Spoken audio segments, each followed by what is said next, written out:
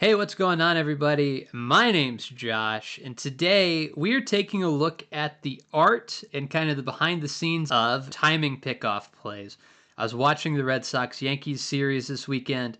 On Sunday, specifically, there's a play that I don't think a lot of people talk about online. I at least looked for a video explaining what happened, couldn't find one, so now I'm gonna make it. So here we go. Here's the situation. It's first and second. There's two outs. Ben Rice is the runner at second base. And the key players here for the Red Sox, at least on this particular play, the pitcher is Brian Bayo. The catcher is Connor Wong. And the shortstop is Trevor Story. And we've now shown this play a couple times. And you guys have watched it. And it may just kind of look like Bayo just turns around and guesses correctly and randomly flings the ball to second base, and Ben Rice just happens to be standing far enough away. And that looks kind of magical because it also looks like at no point is Bayo ever looking at second base, at least in any of these camera angles. He's not staring at him, turning around and throwing it. He's looking at home. This is kind of where the timing part of this happens. So there's three key players to this. The first, and honestly the most important, is the catcher. The catcher's job on this play is to tell the pitcher when to turn around and throw the ball. So you can see if you watch his glove here, when his glove goes down to the ground right there, you'd see it's up. It's at like knee height for the hitter. Jazz Chisholm is the hitter. It's at knee height, drops down. It's knee height, drops down. So the catcher here, it's a called play. So the catcher is telling the pitcher when to turn around and throw the ball. So the next logical question that you'll likely have is, isn't it normally the pitcher that just keeps the runner honest? Isn't that just kind of on the pitcher? And the answer to that question is yes.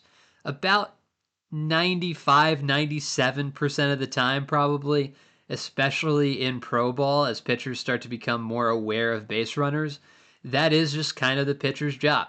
If you see a guy take an extra half step off first, get an extra foot or two lead off of a base, it's kind of on you, the pitcher, to keep him close or close enough to where it's not just a free stolen back. But that's not what's happening in this case. It's Connor Wong is telling the pitcher, hey, turn around and throw the ball. The question then is, why would you give the call to the catcher to put the glove down, turn around and throw?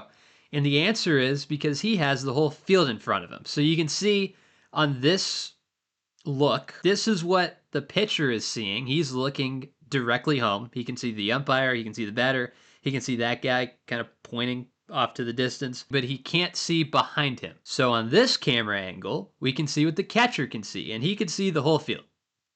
He can see the base runner, he can see the shortstop, he can see the third baseman, he can see that they're in a pull shift. He can see all of it. So that's kind of why you would give the catcher the call on that versus the pitcher. The other job of the catcher, while we're here, just to clear our bases, is to go back up third base. So you can see Bayo turns around, throws the ball to second, and then at that same moment, Wong is busting it over to third base to be the next guy in the rundown, in case that turns into a rundown.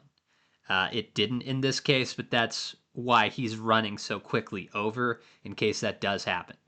So what's the pitcher's job in all this?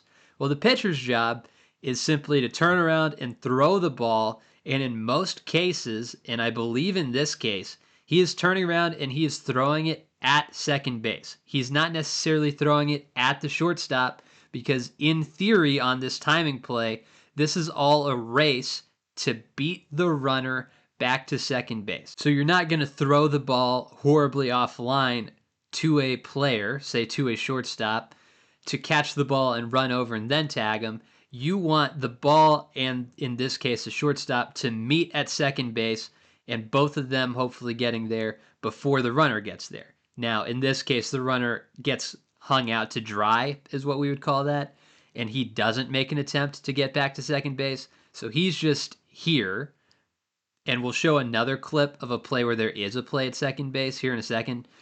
But in theory, this is a race to get back to second. So Bayo's only job is, as soon as the catcher's glove drops, to turn around and throw the ball at the second base bag. Now, this is not an incredible throw. You can see how high the throw is, but that's his job. And then, as you can see, his job after that is kind of done. The rundown starts, and he's just kind of hanging out in the middle. Pitchers never like catch pop-ups. Pitchers also generally don't participate in rundowns unless they are going for a long time or something's gone horribly wrong.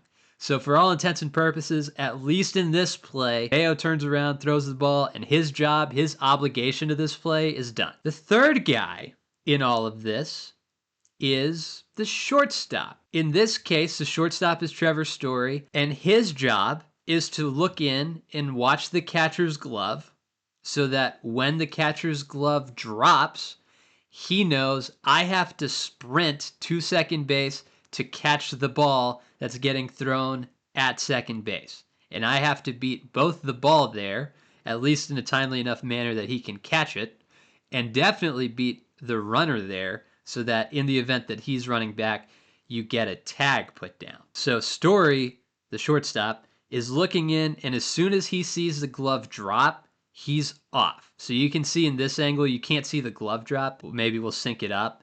As soon as the glove drops, he's off. He's running to second base just as fast as he possibly can. And then obviously the next part of that job is to catch the ball and put the tag down. The tag again doesn't happen here, so then it's execute the rundown play. So that's all well and good. But how do you communicate to the pitcher and to the shortstop, and maybe even to the catcher, hey, we kind of think the guy's stealing. We're going to run a timing play because we think we have him. How do the logistics of that work? You'll notice now if you watch a lot of baseball, there's a thing called pitch comp. And basically what that is the catcher has a remote control on his knee, and you can see him messing with it here.